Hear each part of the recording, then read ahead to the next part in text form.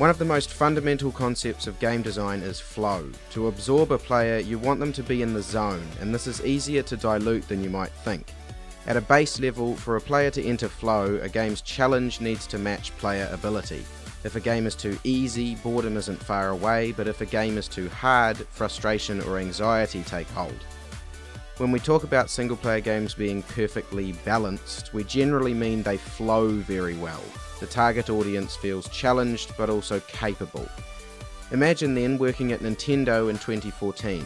You're making a child-friendly third-person shooter, and that's not up for debate. You know, given the hardcore install base of the Wii U, just as many adults will end up playing this game as kids, most of whom will be intimately familiar with shooters, and they'll be your loudest critics. You're designing the single-player levels. Your mandate is to make the game accessible to all ages and experience levels, but since you're the bro, you want to put on a good show here. You want your game to flow, in spite of the need to make it simple enough for a child to beat it. How does Nintendo make an easy game fun?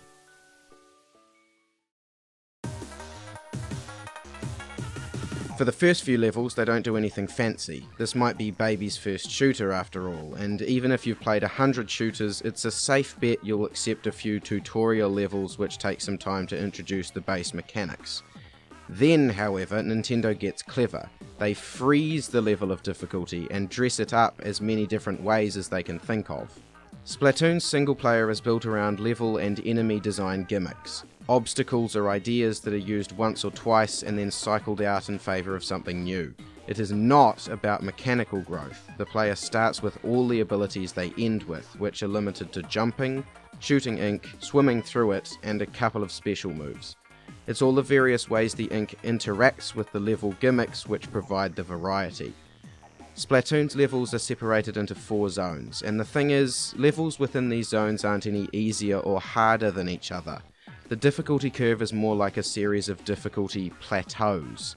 It's not as much through ramping up challenge, but by presenting wildly different challenges that Splatoon becomes so engrossing for the 4 hours it lasts.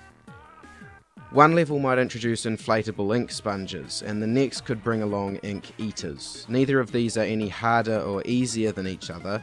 They both come down to shooting ink at a stationary target, either a wall or a sponge, but they're so different in presentation and in how they delay your progress that they aren't really comparable, at least in the same way 2 pits in a platformer or 2 enemies in an action game are.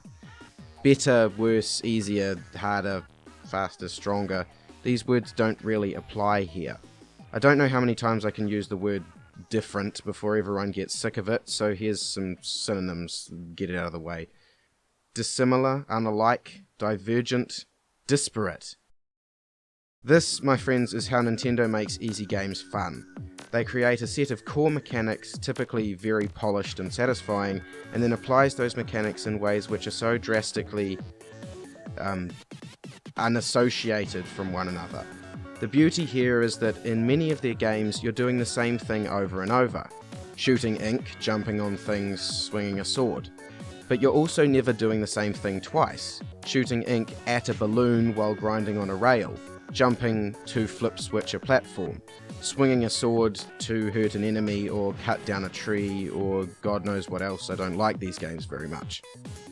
Where most games would try to engross with harder enemies and different attacks, or tighter platforms and trickier jumps, Nintendo engrosses you with a constant difficulty level, but completely unpredictable applications of its mechanics.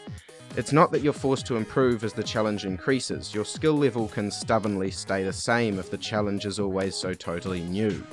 It becomes an interesting way to teach. By applying mechanics to unique scenarios, the player's overall ability to use those mechanics increases through sheer exposure, even if the dexterity required isn't actually being tested. The game's been teaching you through repetition the whole time if you've been open to it, but if you haven't, it's only harsh on you in the final few levels. Take as an example of this variety the second world in the game, after the first has taught the base mechanics in 4 very simple and straightforward stages. In order of appearance, we have levels which introduce ink spreaders, which cycle through covering a set area with the opposite colour of ink, but which can also be walked across and inked on their tops. Sponges, which grow to create paths when inked, but shrink when shot by enemy ink. If these don't stay engorged while you're swimming over and around them, they could shrink and create a gap for you to fall to your death. There are ink lifts, which are essentially moving platforms which only move when shot. This level also introduces water as a hazard, which isn't different from a pit, but I just think it's kinda clever. And gushers, which are fire hydrants of ink which can be swum up and will kill any enemies above the valve. None of these gimmicks could really be called easier or harder than any other. Ink lifts sometimes require good timing, while sponges require killing surrounding enemies first, and ink spreaders might force you to re-ink some turf you'd already covered. The challenges they present all involve shooting and swimming, but they all place independent requirements on those mechanics. If we contrast these level gimmicks with those in the very next world, we have a level featuring invisible platforms, something new, but also ink eaters, something old.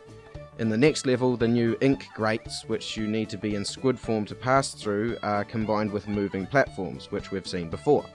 In the third, ink rails, introduced in the tutorial zone, feature at the same time as special weapons and ink bazookas are being first taught. Then ink rails and lifts are seen again alongside flooders, which are essentially ink spreaders with some amount of intelligence.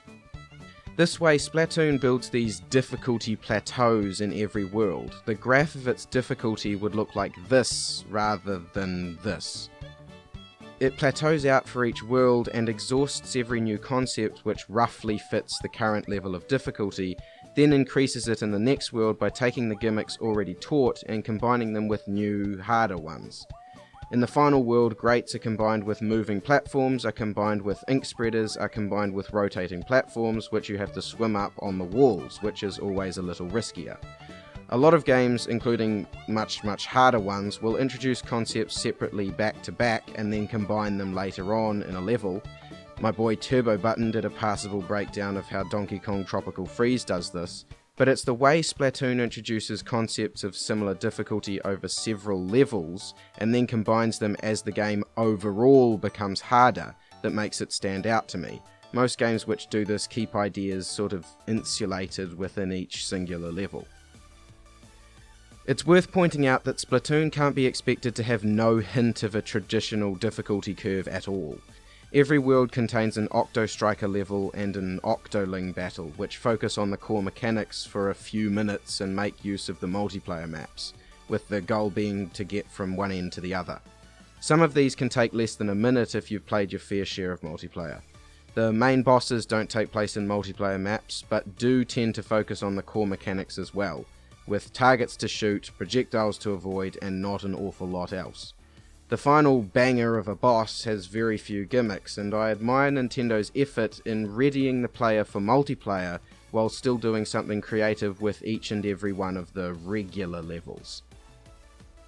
It's not only easy games that benefit from a cycling of ideas, but it's certainly more integral to their success outside of a target audience of children. A traditional difficulty curve is a powerful tool to fall back on when designing any element of a game with an aim to avoid stagnation. But when pushing difficulty becomes less of an option, inventiveness remains to hold a player's attention with the mechanics. Splatoon isn't the only Nintendo franchise to do this either. It sticks out here because of how plainly put together the levels are, floating in a void, but any given Mario game will demonstrate this difficulty stasis as well. Take World 1 in Super Mario 3D World. An early stage has Mario climbing to the top of an angular piece of ground jutting up skywards, while a later one has him jumping around carefully to activate switches without deactivating others. Both levels are straightforward platforming stages with lots of jumping, but they present in such varying ways that it's hard to compare them based on some arbitrary measure of difficulty. A more traditionally challenging, less imaginative platformer would just have a pit, and then a bigger pit. Ooh. So next time you're playing Kirby or Yoshi or breezing through the first few worlds of a Mario game, maybe you'll find yourself in flow despite how easy it all is, despite that statement seemingly being a contradiction. Maybe that Nintendo employee nailed it. Maybe that's how Nintendo makes easy games fun.